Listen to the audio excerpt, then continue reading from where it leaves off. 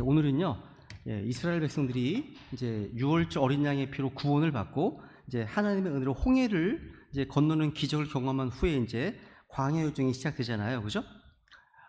이 출애굽기 15장의 이 본문의 앞부분은 이제 구원받고 홍해 바다를 건너고 나서 하나님께서 그들을 구원하신 것에 대한 감사의 노래고 또 감격의 노래입니다.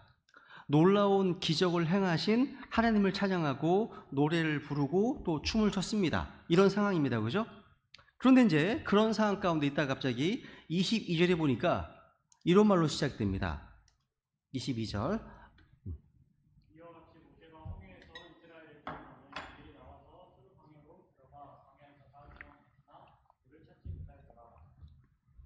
여기 보시면요, 지금 이스라엘 백성들이 홍해를 건너자마자 지금 어디로 갔습니까? 지금 광야, 수르 광야, 또 광야, 사막. 그러니까 홍해를 건너자마자 사막이 기다리고 있었습니다. 이 사막의 이름이 수르 광야였다는 거죠, 그죠? 그러니까 홍해에서 건짐을 받았지만 홍해에서의 구원이 새로운 광야 여정의 시작이 된 거죠, 그죠? 물론 이제 이스라엘 백성들에게 어떤 약속의 땅, 가나안 땅에 대한 이런 약속이 주어져 있었습니다. 근데 그 약속의 땅에 들어가기까지 이들은 광야의 길을 걸어야만 했습니다. 광야의 길을. 그죠? 이건 우리 신약 성도들도 마찬가지죠. 구원받은 성도들이 우리 인생에서 경험하는 가장 위대한 경험은 주님을 만나서 구원받는 사건이죠. 그죠? 그죠? 우리가 예수님께서 주님이시고 그리스도이심을 믿고 십자가의 피로 죄사함 받아서 하나님의 자녀가 된 사건, 이것은 우리의 새로운 인생이 막 시작된 것을 의미합니다. 그죠? 그리고 이제부터 우리는 이제 우리 인생의 광야길을 통과해서 약속의 땅으로 하늘의 상속 유업으로 들어가야 되겠죠.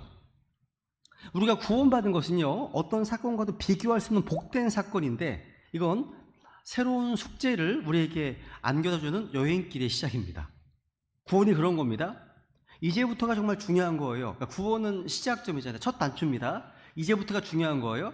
그래서 이제 구원의 경험에 대해서 성경은 이제 두 가지로 이제 얘기를 하는데, 하나는 출생으로 비유하기도 하고 또 하나는 결혼으로 비유하기도 합니다. 그러니까 둘 다 시작이라는 공통점이 있죠. 그죠?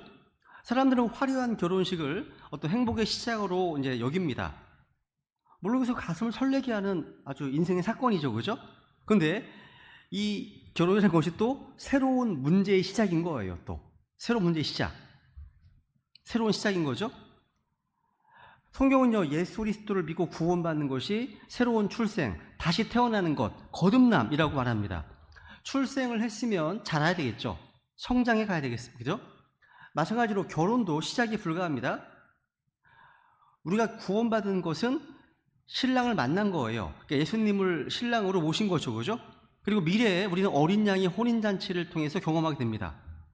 그리고 이제 그 신랑이신 예수님과 내가 어떤 관계를 맺고 사느냐가 중요한 겁니다. 이제는 이게 구원받은 이후에 그것이 우리의 어떤 삶의 질을 결정하겠죠. 중요한 것은 우리가 예수님을 만나고 새로운 인생길, 즉 광야의 길을 걷기 시작했다는 사실이에요. 광야를 통과해야만 약속의 땅으로 갈 수 있는 거죠. 요것은 이제 사도행전 14장에서는 이렇게 표현하고 있습니다. 14장 22절.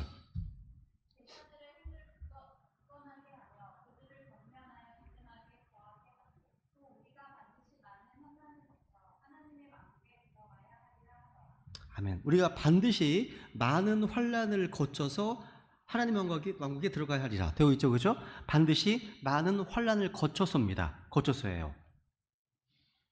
우리 이것을 절대로 잊어서는 안 되겠죠, 그죠? 다시 본문을 보세요. 보시면요, 이제 홍해를 건너고 나서 이들은 하나님을 찬양했고 잔뜩 흥분했습니다. 놀라우신 하나님의 어떤 그 권능을 경험했으니까, 그죠? 이제 바로 약속의 땅으로 들어갈 것만 같았습니다. 근데 행군이 시작되면서 전혀 예상하지 못했던 상황이 전개되었어요. 그게 뭐냐면 물을 찾지 못하였더라. 사흘 동안. 야, 간단히 말하고 있지만요, 지금 떼약볕인 광야의 이스라엘 백성들에게는 지금 생명이 왔다 갔다 하는 문제예요. 너무나 중대한 위기거든요. 여러분, 구원받은 지 얼마 안 된 초신자들은 처음에 예수님 영접한 뒤에 너무 좋아서 이제 구원 이후의 어떤 삶 전부가 축복의 연속일 것이라고 착각하기도 합니다. 그러다가 이제 조금만 어려움이 닥치면 좌절해 버립니다. 이스라엘 백성들이 이제 홍해를 건넌 기쁨과 감격이 이제 곧바로 불안과 원망으로 바뀌기까지 사흘밖에 안 걸렸어요. 감사와 감격과 노래와 찬양에서 이제 불평과 원망 바뀌는데 사흘밖에 안 걸렸다는 거죠. 그런데 여기서 우리가 확실히 알고 넘어가야 될 건 뭐냐면 이들이 실수로 길을 잃어서 광야에 간 게 아니라는 사실입니다. 여기 보시면 모세가 이스라엘을 데려갔습니다. 그러니까 이스라엘 목자 모세가 이스라엘을 데리고 인도했다고 말씀하고 있습니다. 그러니까 출애굽기 앞부분 보시면 더 빠른 길, 더 편한 길, 지름길이 있었잖아요. 근데 주님께서는 의도적으로 돌아가는 광야길로 인도하셨어요. 그러니까 다 주님의 뜻이 있었기 때문이죠. 계획이. 여러분, 누구든지 세상 죄를 제거하시는 하나님의 어린 양, 예수님의 피로 구원받게 되면 하나님의 자녀가 됩니다. 그래서 주님께서는 자녀된 우리를 자기 마음대로 아무렇게나 내버려두지 않으십니다. 이전까지 죄의 노예가 되어서 세상에 나쁜 물이 들어있던 우리가 하루아침에 변해서 새 사람 되기는 어렵죠. 그죠? 유월절 어린 양의 피로 이제 구속은 받았지만 아직 그 안에 이집트라고 하는 그런 세상이 그대로 남아있다는 거죠. 육신의 부패한 본성이 남아있습니다. 그래서 이 광야 학교에서 연단을 하는 가운데서 그 세상, 이집트물을 빼는 거예요. 빼는 겁니다. 마치 이제 군 훈련 기간 동안에 교관들이 자주 했던 말, 지금도 잊혀지지 않습니다. 이 군 훈련 기간은 세상의 물을 쪽쪽 빼는 거라고. 똑같은 거예요, 여러분. 출애굽기 앞에서요, 주님께서는 모세를 보내셔가지고 이제 출애굽한 이후에 사흘길을 가 주님께 경배를 드리게 하라고 지금 파라오에게 말씀하셨잖아요. 사흘길 기억하시죠, 그죠? 이들은 주님 말씀하신 대로 사흘길을 왔어요. 근데 왜 사흘길을 갔죠? 목적이 주님께 희생 제사를 드리기 위해서입니다. 그러니까 하나님께 경배를 드리기 위해서 갔습니다. 주님께서는 하나님께 경배 드리기 위해서 그들 이집트에서 데리고 나오셨어요. 그리고 사흘길을 왔습니다. 그런데 거기에는 물이 없었습니다. 물이 없었어요. 인간은 물이 없으면 생존할 수가 없잖아요. 그죠? 다 물이 필요합니다. 당시 이스라엘 백성들은 최소 200만 정도 가량 되었습니다. 하지만 물이 없습니다. 이제 생존의 위협을 받게 되었습니다. 이건 실제적인 문제예요. 실제 문제입니다. 이스라엘 백성은 방금 전까지만 하더라도요, 하나님의 놀라우심을 찬양했습니다. 하나님께서 우리를 위해서 수없이 많은 일을 행해 주셨는데 우리의 상황이 조금 나빠지거나 불편해지면 곧바로 하나님을 원망하기 시작합니다. 아, 이게 인간이구나. 그러니까 우리의 불편한 상황 때문에 우리는 주님께서 베풀어 주신 모든 긍휼과 사랑과 은혜와 친절을 잊어버리는 잘못을 저지르게 된다는 거죠. 부끄러운 일입니다. 그죠? 이게 얼마나 우리가 이기적이고 믿음이 약한지 잘 보여줍니다. 근데 사흘 동안 이제 생전 처음 경험해보는 뜨거운 광야에서 다 죽는구나, 이제 다 죽었구나 했는데 이제 먼 발치에서 사막 가운데 한 오아시스가 보였습니다. 물이 가득한 것을 본 이제 이스라엘 백성들은요, 환호성을 지르며 달려갔을 겁니다. 그죠? 거기 바로 말합니다. 마라. 23절에 보시면 말합니다. 근데 이제 살았다 싶었는데 전혀 또 예기치 못한 상황이 또 벌어집니다. 23절.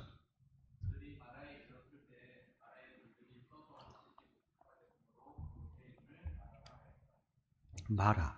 이 마라란 말이 이제 영어로 비토라는 뜻이에요. 쓰다는 말, 그러니까 쓰다라는 뜻입니다.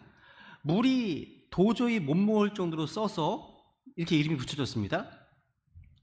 야, 천신만면 끝에 이제 물을 찾긴 찾았는데 너무 써서 마시지 못합니다. 그죠? 이건 물이 없는 것보다 더 고통스럽습니다. 마치 이런 거죠. 정말 어렵게 결혼했는데 잘못된 만남이었습니다. 어렵게 취직을 했는데 이 회사의 어떤 문화가 너무 힘듭니다. 고통스럽습니다. 또 자식 교육 때문에 이민을 갔는데 자식들이 문제가 생기네요. 어떤 나쁜 물이 들어서 타락합니다. 이런 거 있잖아요. 많이 있거든요. 이렇게 천신만고 끝에 찾은 물이 마시지 못하는 쓴물이 되는 상황들이 주위에 많이 있다는 거죠. 그죠? 이럴 때 우리가 믿음의 눈으로 상황을 바라보지 않으면 시험 듭니다. 시험 드는 거예요. 아직 이스라엘 백성들은 믿음이 어리기 때문에 시험 들고 말았습니다. 그리고 분노가 폭발하면서 불똥이 모세에게로 튀었습니다. 24절.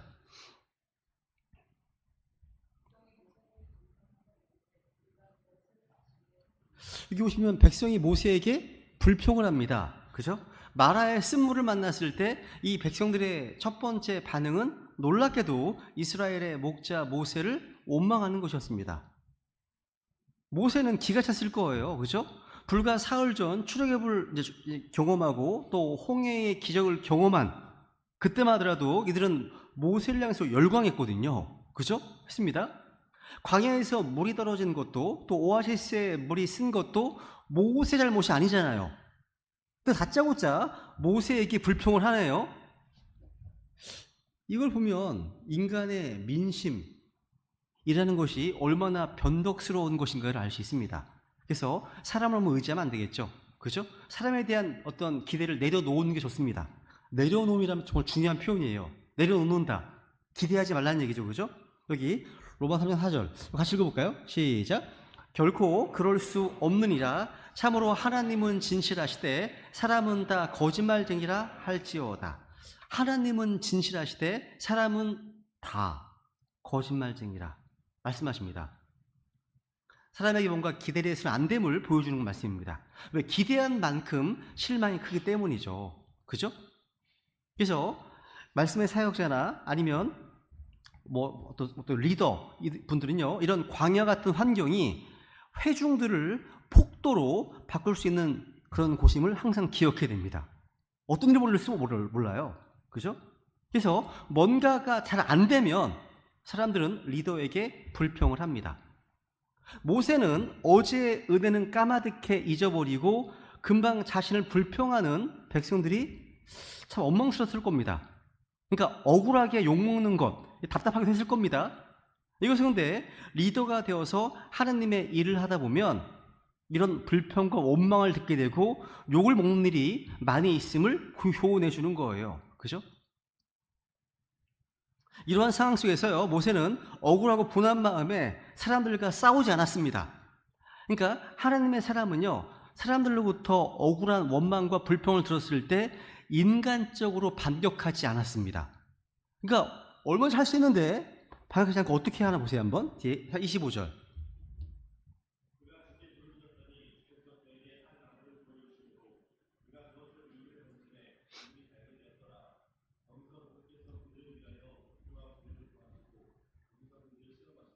지금 모세가 뭐랍니까? 모세가 바로 주님께 부르짖었더니라고 되어 있습니다. 사람들이 모세에게 불평했지만 모세는 그들과 다투지 않고 하나님께 불평하지도 않았습니다. 그죠? 모세는 주님께 부르짖었습니다. 그러니까 하나님께 기도하는 것이 first, 제일 먼저라는 거죠. 그러니까 어떤 인간을 설득하거나 인간에게 변명하거나 인간에게 설명하거나 인간에게 화내지 않았습니다. 그죠? 이것이 이 방법이 가장 빠르고 정확한 문제 해결 방법입니다.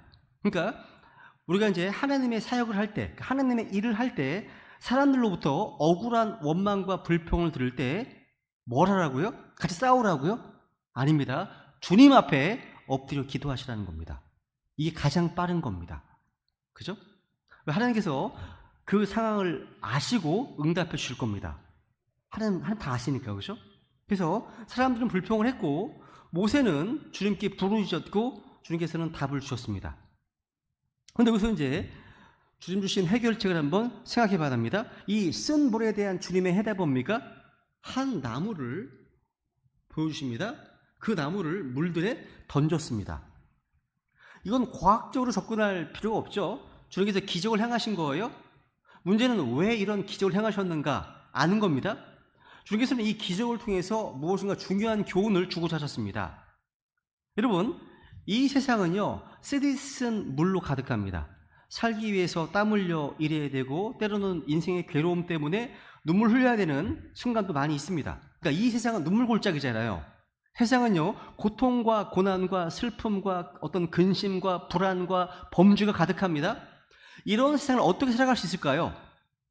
고통으로 가득한 이 세상에 주는 주님의 해결책이 무엇일까요? 바로 한 나무입니다. 한 나무예요. 나무.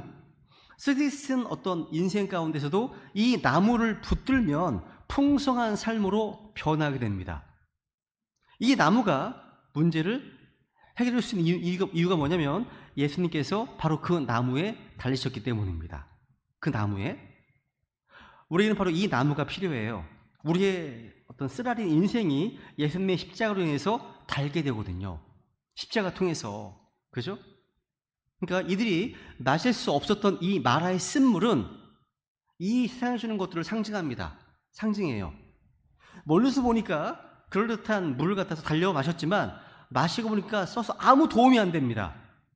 마치 돈과 명예와 권력과 쾌락과 같은 이 세상의 물은 그럴듯해 보여요. 근데 마시고 나면 영혼을 오히려 죽입니다. 근데 하나님이 보시니 한 나무를 던졌더니 물이 달게 됐습니다. 바로 예수 십자가의 은혜입니다. 보혈의 능력이죠. 그렇죠? 이 나무가요, 곁에 있었나 봐요. 한 나무를 보여주잖아요. 곁에 있었던 거예요. 예수님의 십자가의 은혜는 항상 우리 옆에 있습니다. 우리 인생이 광야에서 목말라 죽어갈 때 이 십자가 은혜가 바로 우리를 살리는 능력으로 다가옵니다. 이게 결혼도, 직장생활도, 가정생활도 십자가의 은혜라는 나무를 통하지 않고는요, 마시지 못하는 쓴물일 뿐이라는 사실이죠. 그죠? 놀랍습니다. 200만 명에 되는 이스라엘 백성들의 이 물 문제를 해결해주는 도구가 바로 한 그루 나무였다는 사실. 나무. 그래서 하나님께서는요, 이 나무를 준비하셔서 가장 적합한 타이밍에 이스라엘 백성들을 살리셨다는 거죠. 근데 여기 25절 뒤에 보시면요, 여기 물이 달게 되었다. 물이 달게 되었더라 하시면서 거기서 그들을 위하여 법규와 규례를 정하시고 거기서 그들을 시험하셨다고 되어 있습니다. 앞에서 말씀드렸던 것처럼 하나님께서는 이스라엘 백성들을 의도적으로 광야로 인도하셨습니다. 그렇다면 식수가 말라서 이제 목말라 괴롭게 된 것도, 또 마라의 쓴물이 단물로 변하는 기적도 다 하나님의 계획하심 가운데 들어 있었습니다. 그러니까 이 모든 일 뒤에는 그들을 시험하시고자 하신 하나님의 의도가 있었다는 사실. 마귀의 시험 다릅니다. 성경에 이 시험이라는 말이 되게 다양하게 나와요. 영어로 다양하게 나옵니다. 뭐 try도 있고, 또 테스트도 있고, 프로브도 있고, 뭐 다양한 단어가 있습니다. 근데 마귀의 시험은요, 우리를 유혹하고 파멸시키기 위한 것이지만, 하나님의 시험은 우리를 성숙하고 거룩하게 만들기 위한 연단입니다. 달라요. 그래서 일주일 전까지만 하더라도요, 이스라엘 백성들은요, 이집트의 노예였어요.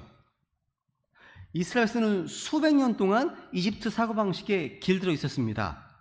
출애굽을 했는데 아직 그들 속에 이집트가 있는 거예요. 여전히 있습니다. 그래서 하나님께서는 그 이집트 그 사고방식을 깨뜨리기 위해서 광야로 보내신 겁니다.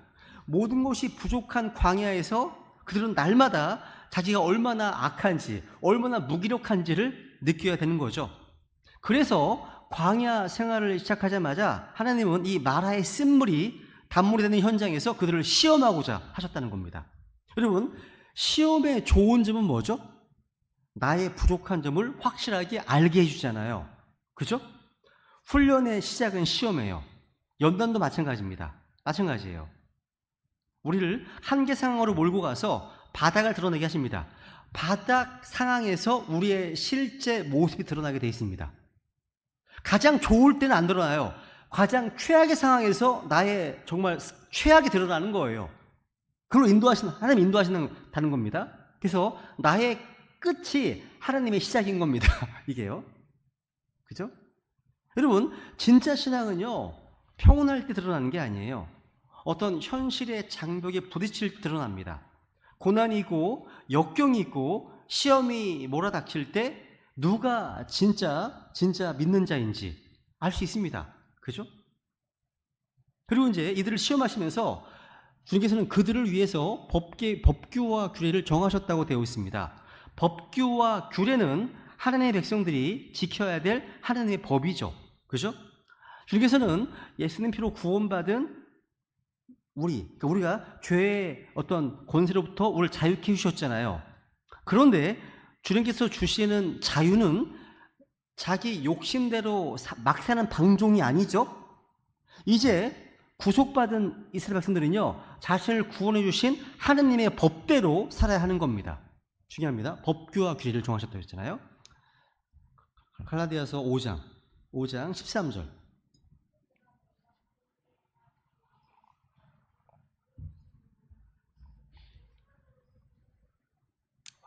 우리 지금 자유에 이르렀습니다. 해방의 자유.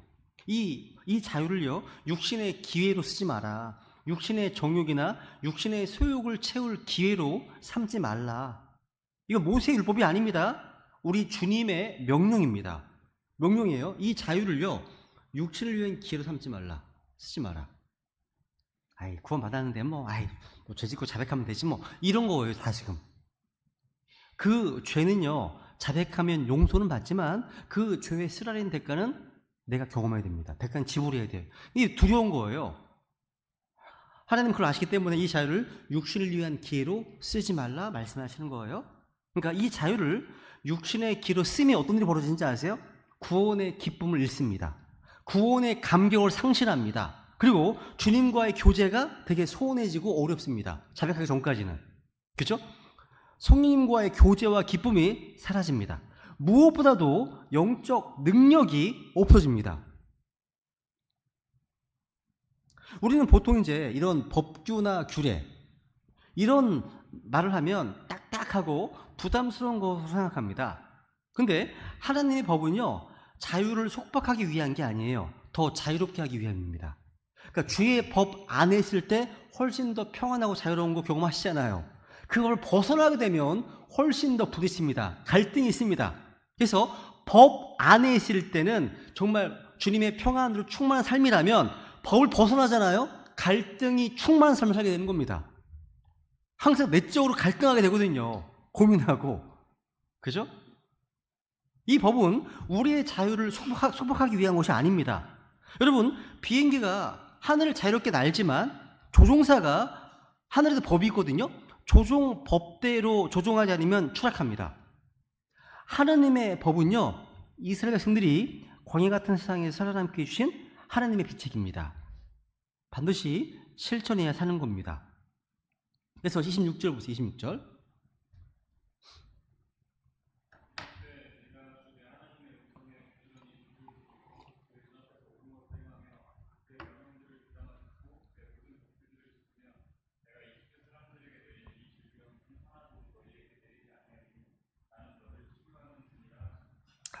이 내용은 제가 이제 그 교회 설교한 내용이 있어요. 치유하는 주에 설교한 내용이 있으니까 그걸 참고하시면 될 것 같고요. 우선 여기서 보시면 하나님께서는요, 이스라엘 백성들이 항상 하나님의 음성을 듣고 순종하기를 명령하셨습니다. 그죠? 내가 주되 하나님의 음성에 부지런히 귀를 기울이고, 그죠? 말씀하고 있으면 그 법규를 지키면 말씀하시네요. 이 말씀은 하나님께서 항상 이스라엘 백성과 동행하시면서 말씀을 주시겠다는 말이에요. 하나님은 날마다 우리와 교제하기 원하십니다. 여러분, 화려한 이집트에서 살 때에는 주의 음성을 잘 들을 수 없었습니다. 하지만 광야로 나온 이후에는 하나님의 음성이 그 음성에 집중할 수가 있어요. 다른 소음이 안 들리니까. 광야 가운데 단독자로 하나님께서 하나님 앞에 서니까. 그죠? 하나님은 그래서 계속해서 광야에서 말씀하기 원하시고 우리가 그 음성에 순종하기를 원하십니다. 그래서 그 뒤에 보시면 27절.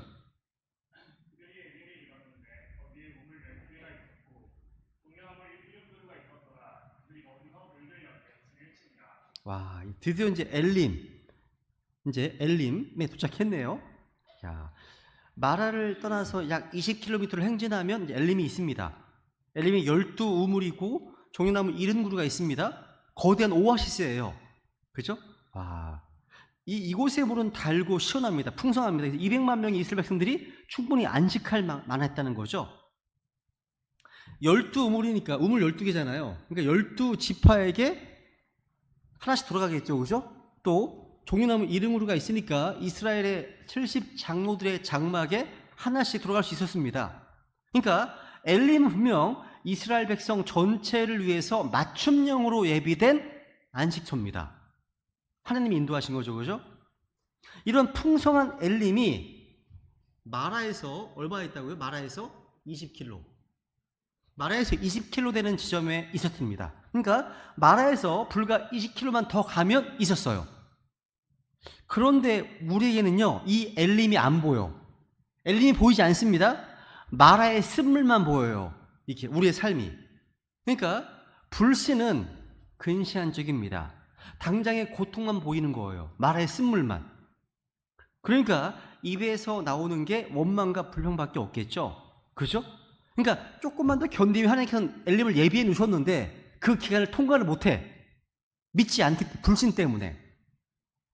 그러니까 마라의 시험을 잘 통과하고 나면 얼마 가지 않아서 엘림이 기다리고 있었습니다. 하나님은 다 예비해 놓으셨어 이미. 근데 그 사이에 그걸 잘 통과하지 못하는 거죠. 그죠?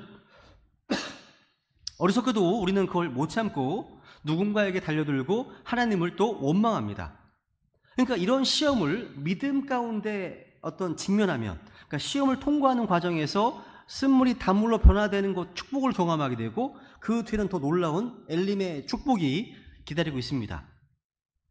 그러니까 믿음을 가지고 시험의 기간을 잘 인내하라는 겁니다. 그래서 시험 가운데 십자가의 주님을 더 간절히 붙잡고 서로 격려하는 가운데 기도하는 가운데 인내하자는 겁니다. 그럼 이제 일찍 끝난 것 같죠, 그죠? 아닙니다. 네.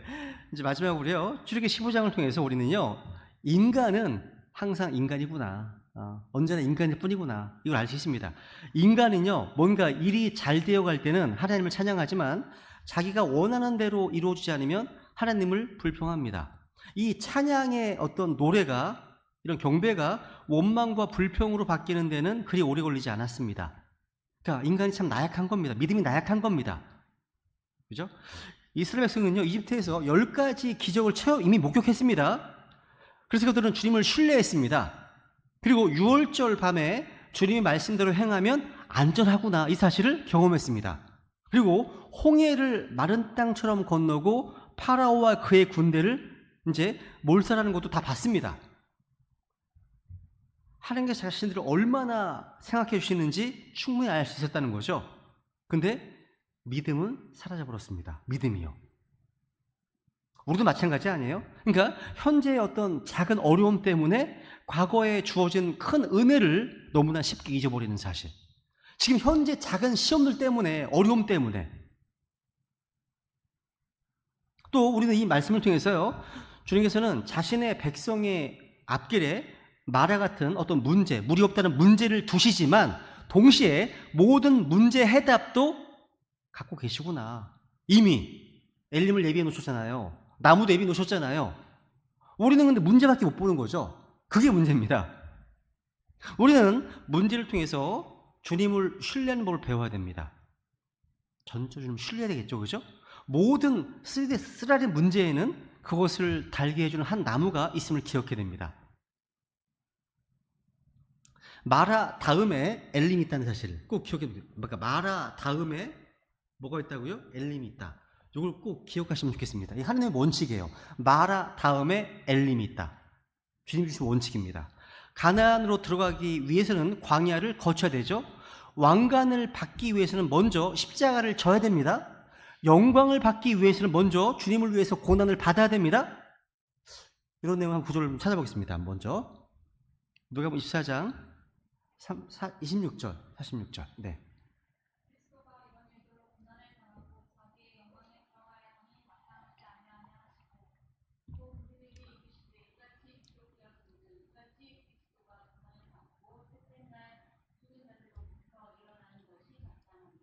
여기 보니까 고난을 당하고 그 다음에 영광에 들어간다. 항상 뭐 고난이 먼저 그 다음에 영광이죠, 그죠?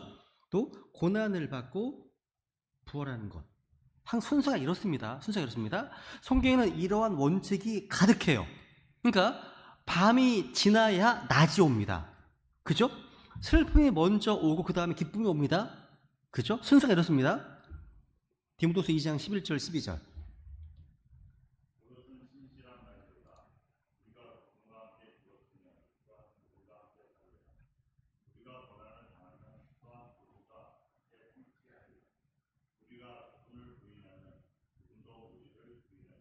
야, 맨 마지막에 우리가 그걸 구원하면 그분을 부인하신다. 이게 구원의 원하고장을 부인하는 게 아닙니다. 그거 아닙니다. 뭐냐면 통치를 부인하는 거예요. 그죠? 이게 보시면 우리가 그분과 함께 죽었으면 또한 그분과 함께 살리라. 또 우리가 고난을 당하면 그분과 함께 통치하리라 말씀하시네요. 그러니까 우리가 고난을 당하면 주님과 함께 통치한다. 이런 영광스러운 약속이 주어져 있어요. 그죠? 고난을 당하면 또한 그분과 함께 통치하리라. 천년왕국 때 주님과 함께 이 땅에서 왕과 제사장으로 통치하는 권세가, 그 권력이 주어지는 겁니다. 권력이 고난을 당한 이들이 얻게 될 영광이고 상속입니다. 그래서 중요해요. 우리가 고난을 당하면, 이것이 우리가 그분과 함께 통치할 수 있는 그 영광을 받기 위한 전제 조건입니다. 그러니까 유업이나 상급이나 영광, 이것은 값없는 선물이 아닙니다. 고난과 수고와 행위와 헌신과 희생과 수고, 이런 거에 대한 보상으로 주어지는 거예요. 그래서 우리가 그리스도의 영광에 참여하고 그리스도와 함께 이 땅에 통치하려면 이 땅에서 주님과 함께 또 주님을 위해서 고난을 받아야 한다고 말씀하신 겁니다. 그런데 흥미로운 사실은요, 우리가 받는 고난은요, 나 혼자 당하는 게 아니더라고요. 무슨 얘기냐면 성경에 말씀드려요. 로마서 8장 17, 18절.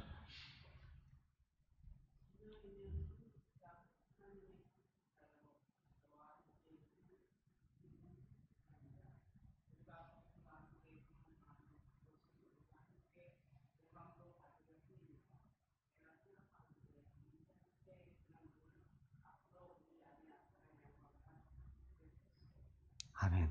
여기 보시면요, 우리가 고난당하면 되어 있죠. 그런데 앞에 뭐가 있습니까? 가운데 우리가 그분과 함께 고난당하면. 여러분, 지금 이 순간 내가 예수 그리스도와 함께 죽었고 함께 부활한 사실이 진리라면, 내가 주님을 위해 고난을 받을 때 주님도 함께, 나와 함께 고난받는다는 사실을 또한 그 역시 진리입니다. 그래서 진리인 거예요. 이 현 시대의 고난들은요, 앞으로 나타날 영광과 좋게 비교될 수 없습니다. 제 얘기가 아니죠, 그죠? 우리가 받게 될 영광, 통치, 보상이 너무나 크고 영광스럽기 때문에 현 시대의 고난은요, 아예 비교조차 될 수 없다고 증언하는 겁니다. 우리는 바울이 기도한 대로 이 상속, 유업의 영광의 풍성함이 얼마나 큰지 깨닫기 원한다. 기도했잖아요, 바울이요. 기도해야 됩니다. 봐야 됩니다. 주님께서 지각의 눈을 열어주시기를 기도해야 됩니다. 그래서 이 땅에서 주님의 일을 더욱더 넘치도록 할 수 있기를 원하는 겁니다. 그죠? 진짜 지혜로운 삶이죠. 왜? 이걸 아니까. 여러분, 현재의 고난, 이 현 시대의 고난은요, 템포러리예요. 잠시예요, 잠시입니다. 앞으로 얼마나 할 수 있겠어요, 이 고난이요? 한 20년 더 할 수 있을까요? 내가 주님께 늦게 오신다면 하더라도요. 그죠? 젊은 사람들은 한 40년, 50년 하겠죠. 그죠? 잠시입니다, 잠시예요. 근데 영광은 영원합니다. 현 시대의 고난은요, 가벼운 거예요. 보세요, 한번. 고린도서 4장 17절.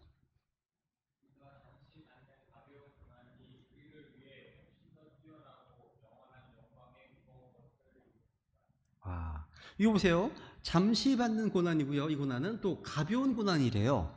잠시 받는 고난이고 가벼운 고난입니다. 그죠? 그러니까 저 여러분이 이 세상에서 받는 고난이 있다면 그것은 일시적인 겁니다. 일시적인 거예요.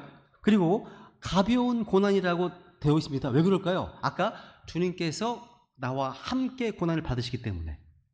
그러니까 우리가 주님과 함께 멍에를 지고 있기 때문에 그만큼 수월한 거예요. 함께 받는 거니까. 그래서 가벼운 고난인 겁니다. 그죠? 주님은 항상 우리와 함께 계십니다. 그래서 베드로전서 4장 13절에 보면요. 보세요 한번. 13절. 오히려 너희가 그리스도의 고난에 참여하는 자가 되었으므로 기뻐하라. 이것은 그분의 영광이 드러날 때에 너희가 넘치는 기쁨으로 또한 즐거워하게 하려 합니다. 아멘. 여러분, 이 고난이 있고 영광이 나와 있죠? 고난이 없는 영광은 없습니다. 우리가 그리스도의 고난에 참여한 것은요, 부끄러운 게 아니에요. 뭐 할 일이에요? 기뻐할 일입니다. 기뻐할 일이에요. 지금 그리스도의 고난에 참여하는 자들은요, 주님 오시는 그날 넘치는 기쁨으로 또한 즐거워하실 겁니다. 지금 너무 기뻐해. 육신 때문에 너무 기뻐해. 그럼 그날 부끄러운 걸 당하겠죠. 부끄러워 수출당하겠죠. 반대가 돼야죠. 그죠? 지금 복음을 위해서 고난당하고 또 우리 그리스도를 위해서 그분의 교회를 위해서 고난을 당하고 이런 가운데 주님 오시는 그날 넘치는 기쁨으로 즐거워해야 되겠죠. 그죠? 그러니까 우리가 성경을 통해서 배워야 될 중요한 진리는 뭐냐? 이 고난이 온 거구나. 고난이 있구나. 박해가 있구나. 응? 그리고 이 고난이 언제나 있는 게 아니라 언젠가는 사라지는구나. 잠시 받는 고난이니까. 언젠가는 사라지는 겁니다. 고난은 왔다가 사라집니다. 그 고난을 우리가 어떻게 그 고난에 반응하느냐, 이게 관건이에요. 그 고난 가운데 어떻게 지내는가가 관건입니다. 만일 우리가 하느님의 자녀라면 고난은 우리와 영원히 함께 하지 않을 겁니다. 그죠? 주님께서 우리를 단련하시고 우리 믿음을 입증하시기 위해서 우리의 고난과 어려움 허락하십니다. 하나님께서는요, 여러분에 대한 모든 것을 다 알고 계세요. 주님께서 우리를 단련하시는 이유가 뭐예요? 우리 믿음이 어떠한가를 알기 위함입니다. 또 우리가 어떤 존재를 알게 하시기 위함입니다. 그러니까 이러한 어떤 시련을 통해서, 단련을 통해서 자신을 신뢰하면 안 되는 거구나, 이걸 배우게 하시기 위해서입니다. 항상 주님을 신뢰하고 주님의 말씀들을 행하는 것이 가장 좋은 것이구나, 이거를 배우기 원하시는 겁니다. 그래서 베드로전서 2장도 볼까요? 이제 마지막 구절입니다. 베드로전서 2장 요거 찾고 마치겠습니다. 2장 24, 25절 이거 같이 읽겠습니다. 같이 시작. 진이 나무에 달려 자신의 몸으로 우리의 죄들을 지었으니 이것은 죄들에 대하여 죽은 우리가 살아서 의에 이르게 하려 하십니다. 그분께서 채찍에 맞음으로 너희가 고침을 받았나니 너희가 전에는 길 잃은 양 같았으나 지금은 너희 혼의 목자요 감독이신 분에게로 돌아왔느니라. 아멘. 네, 오늘 여기까지 하겠습니다. 우리 인생에 답이 없다고 생각할 때 주께서 지정하신 이 나무, 이 한 나무 밑으로 돌아가십시오. 나무 밑으로. 이 나무에 달리신 분에게 인생에 답이 있음을 기억하시면서 우리 마음속 기도 제목들을 갖고 주님께 아뢰면서 기도하는 시간을 갖겠습니다. 하시겠습니다.